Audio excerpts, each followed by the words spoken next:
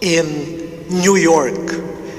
And there was a family, father, mother, and a boy, who also entered the bus. They were looking for 3 empty seats next to each other, but they found none. But the seat beside me was empty.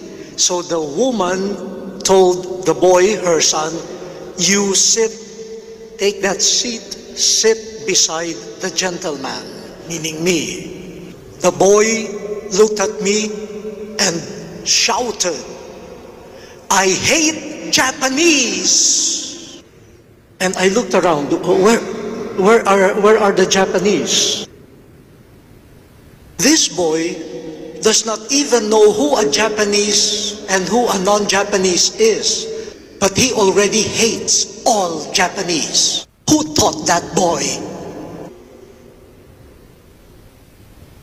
An individualistic culture, hating people that they have not met. So I told them, never mind. If you don't want to sit here, I take the whole seat. I'm not even Japanese. I'm Filipino.